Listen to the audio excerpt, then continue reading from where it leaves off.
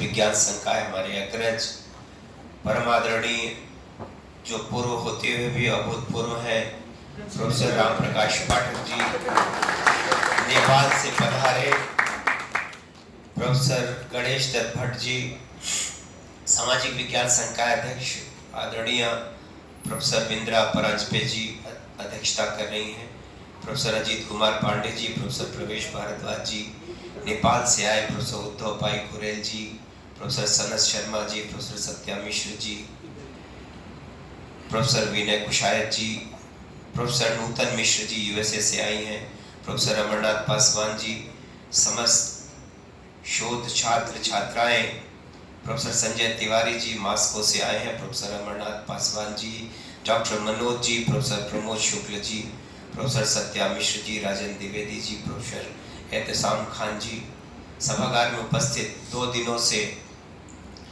आप सब ने इस विषय पर जितना भी सुना जाना, मेरे जैसा व्यक्ति तो मैं तो आश्चर्यचकित हूँ कि मुझको बुलाया क्यों गया।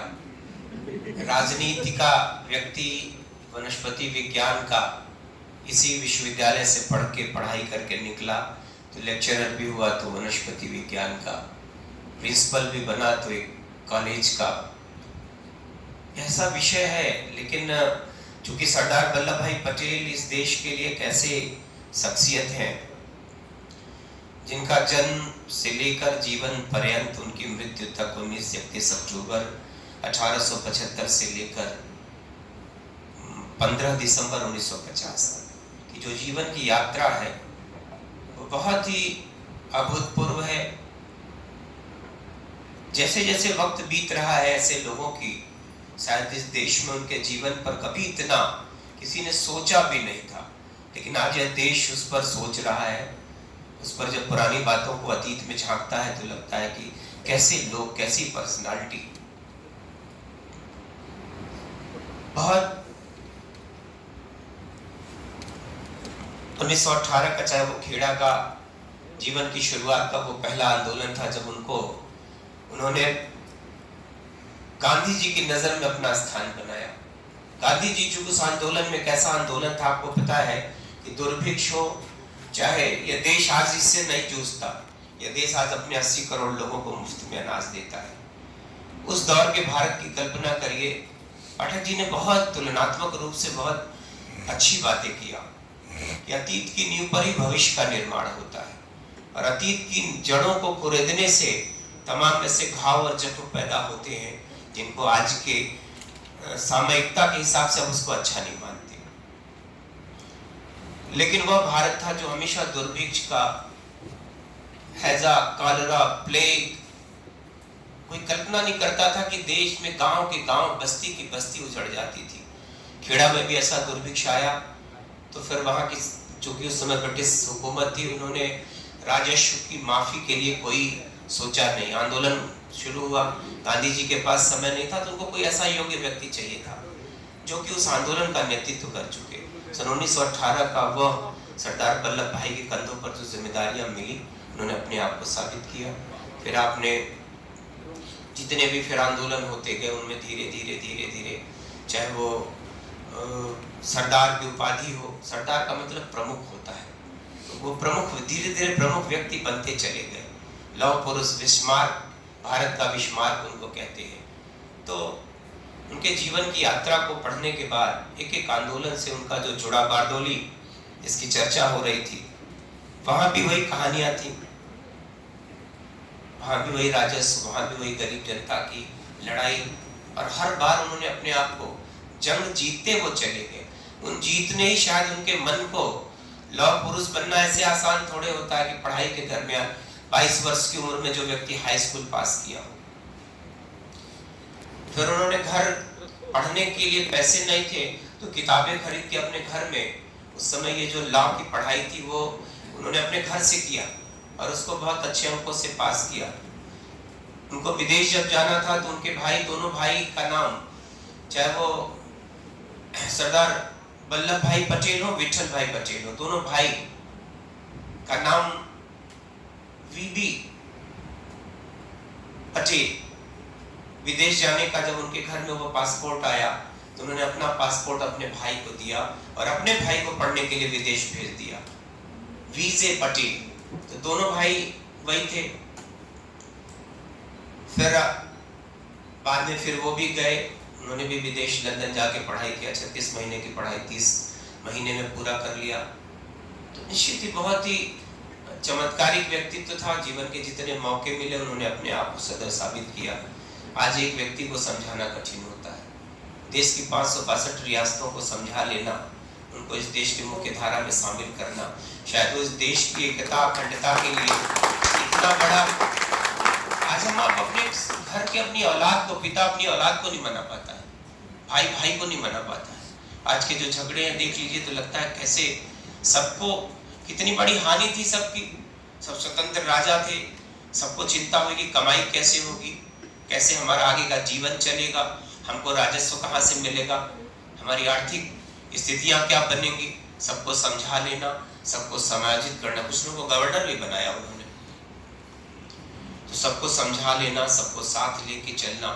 3 राज्य ऐसे थे जो नहीं शामिल होना चाहते थे, या कश्मीर हो, जूनागढ़ हो और हैदराबाद हो।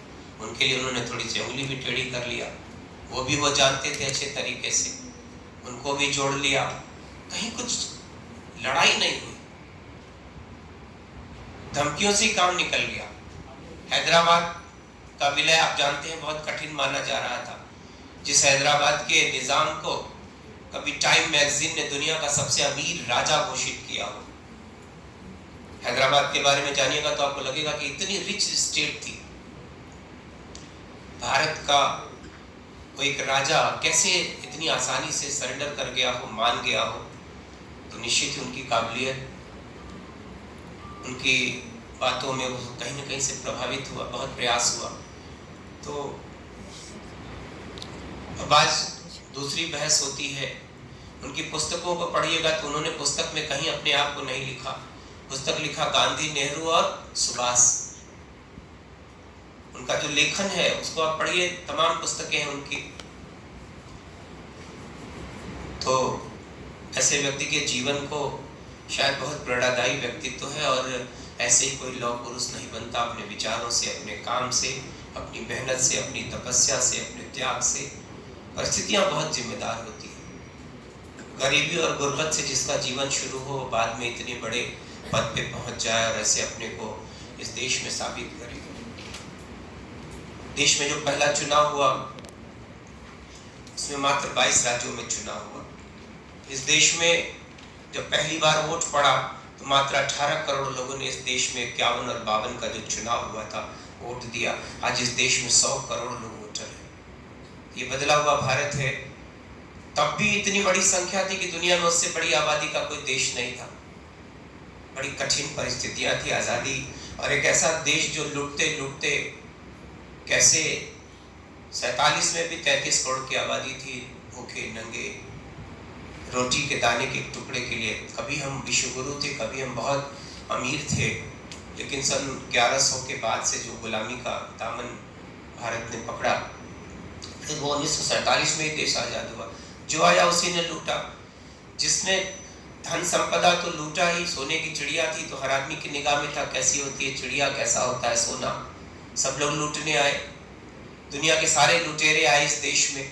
तो जो भूखा नंगा देश मिला था उसको लाके यहाँ खड़ा करने में बहुत लोगों की कुर्बानियां हैं, बहुत लोगों का त्याग है। और उस काल और परिस्थितियों के बस जो कुछ भी इस देश में किया गया, हम दोष किसी को दें, किसी को दोषी ठहराएं। आज इस बात का फैशन चला है, कोई किसी को कुछ भी कह देता है, कोई गांधी को गाली दे देता है, कोई किसी को कुछ कह देता है। कि सच ये है कि नींव के पत्थरों की खूबसूरती नहीं देख सकते आप। वो नींव के पत्थर जो दफन हो गए, उनके ऊपर जो इमारत बनी है, खूबसूरती की चर्चा उसी इमारत की होती है। आज जो भारत है, अतीत के भारत के और आज के भारत में बीच का दौर, मैं जब कभी पढ़ता हूँ कि गेहूं की रोटियों के लिए तरसता था भारत। अमेरिका से हम आयातित गेहूं मांग के उसकी लाल रोटियों की रोटी खाते थे। कैसा था देश। तो आज आपका देश, अब हम दूसरों का भी पेट भरते हैं, अपने 80 करोड़ लोगों को मुफ्त में अनाज भी देते हैं। हम 4 करोड़ गरीबों के घर जब बनाते हैं तो पता चलता है कि ऑस्ट्रेलिया महाद्वीप से ज़्यादा देश के लोगों को हमने घर बना के दे दिया। आज जब आप 10 करोड़ शौचालय बनाते हैं तो आपको लगता है कि दुनिया के न जाने कितने देशों को हमने शौचालय बना के दे दिया। 14 करोड़ घर गांव की महिलाओं को हम जब उज्ज्वला का कनेक्शन देते हैं तो पता चला कि दुनिया के कई देश इसमें शामिल हो जिनकी आबादी से ज़्यादा हमने कनेक्शन बांट दिया गैस का। तो इस बदले हुए भारत में लौह पुरुष जैसा व्यक्ति, निश्चित ही उन लोगों ने जो त्याग किया, जो इस देश के लिए क्या किया, अपना उन लोगों के लिए पद कोई मायने नहीं था।